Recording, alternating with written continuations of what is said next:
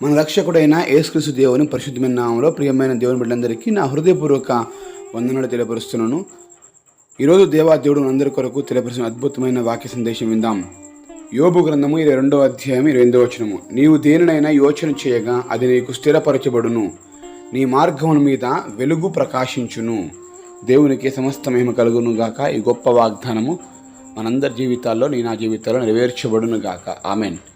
దేవుడు చెప్తున్నాడు ఏంటంటే, నీవు దేనినైనా యోచన చేయగా, దేని గురించైనా ఆలోచన చేసినట్లయితే దాన్ని దేవుడు నీకు స్థిరపరుస్తాడు. ఇవ్వటం మాత్రమే కాదని స్థిరంగా నీ దగ్గరే ఉండేలాగా చేస్తానని మాటిస్తూ ఉన్నాడు.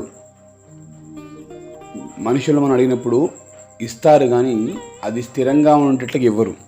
కానీ దేవుడు అంటున్నాడు, నువ్వు ఏదైతే కావాలో నువ్వు కోరుకుంటున్నావో దాన్ని నీకు తప్పక దయచేస్తాను. కొన్ని సందర్భాల్లో అది నీకు అవసరమా లేదా అని కూడా ఆలోచన చేసి దేవుడు నీకు దయచేస్తాడండి. అవునండి, మన జీవితాల్లో అది ప్రాముఖ్యమైనది అనుకున్నప్పుడు తప్పకుండా దేవుడు దయచేస్తాడు. అది సమయానికి అవసరం అని కూడా దేవుడు తప్పకుండా దాన్ని దయచేస్తాడు. కొన్ని ఆలస్యం అవుతూ ఉంటుంది కొన్ని విషయాలలో. దాన్ని బట్టి దేవుడు ఇచ్చేవాడు కాదు అనుకోకూడదు. దేవునికి సమస్తము తెలుసు. ఆయన ఇచ్చి దాన్ని స్థిరపరుస్తాడు.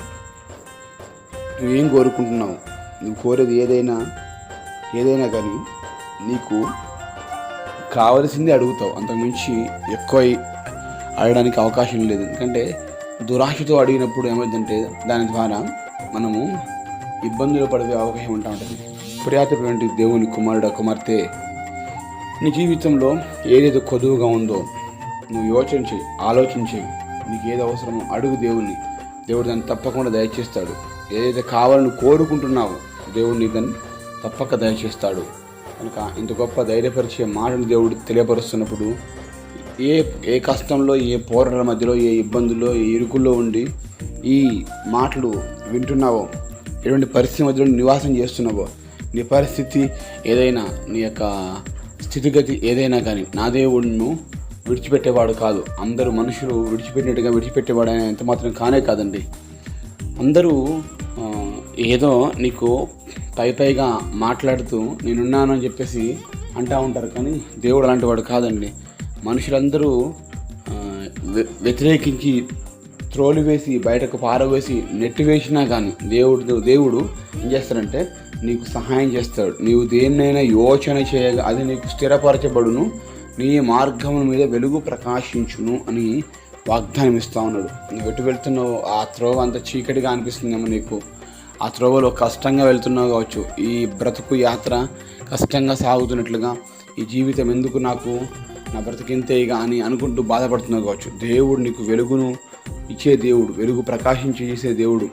అది ఉజ్వలంగా ఒక తేజస్సు వలె నీ జీవితాన్ని మార్చే దేవుడు ఆయన.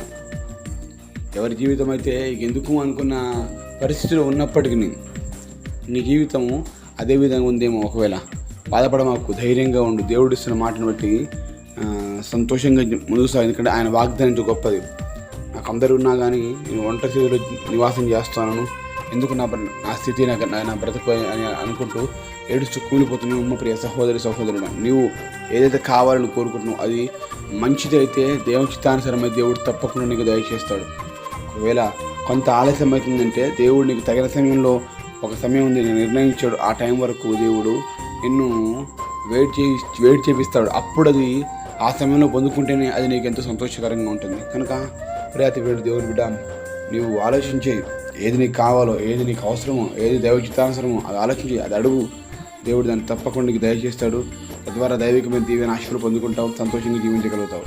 కానీ దేవుడు ఇచ్చేది మనం పొందుకున్నప్పుడు సంతోషంగా ఉంటామని, మనం కోరుకుని మనం కావాలని అడిగినప్పుడు ఏమవుతుంది, దాని ద్వారా కష్టాల పాలవుతూ ఉంటాం. కనుక మన ఇష్టానుసారం కాదు, దేవుని చిత్తానుసారంగా, దేవుని ఇష్టానుసారంగా అడుగుదాం. దైవిక దీవెనలు పొందుకుని దేవుడి మాటలు దీవించి ఆశీర్వదించును గాక. ఆమెను ప్రార్థిస్తున్నాం. ప్రార్థన. మహాగణుడ పరిశుద్ధుడ ప్రేమగల తండ్రి, వందనాలు, స్తోత్రములు. గొప్ప దేవుడు నీవు తండ్రి.